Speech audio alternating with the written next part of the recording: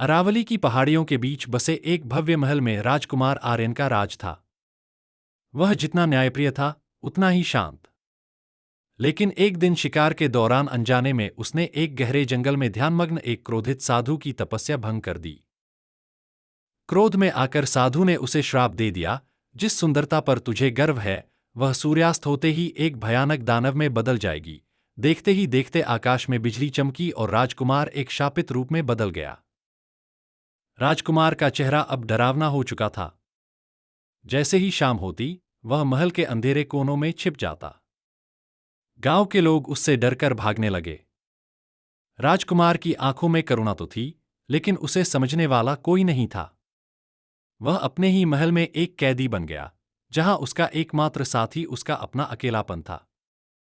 तभी पड़ोसी राज्य की राजकुमारी सिया का आगमन हुआ। वह न केवल सुंदर थी, बल्कि बहुत साहसी भी थी।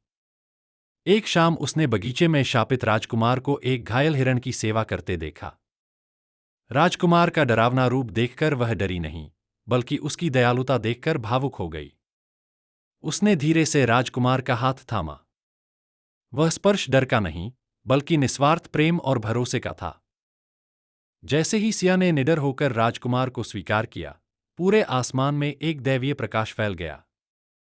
वही साधु फिर से प्रकट हुए, लेकिन इस बार उनके चेहरे पर मुस्कान थी।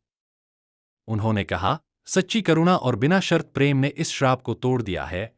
जादुई कणों के बीच राजकुमार वापस अपने सुंदर मानवीय रूप में आ गया। महल में खुशियां वापस लौट आईं। पूरे राज्य को फूलों से सजाया गया। राजस्थानी परंपराओं के साथ राजकुमार आर्यन और राजकुमारी सिया का भव्य विवाह हुआ। गांव के लोग, जो कभी डरते थे, अब खुशी से झूम रहे थे। यह कहानी हमें सिखाती है कि बाहरी सुंदरता तो अस्थायी है, लेकिन प्रेम और करुणा में वो शक्ति है जो किसी भी अंधेरे को रोशनी में बदल सकती है।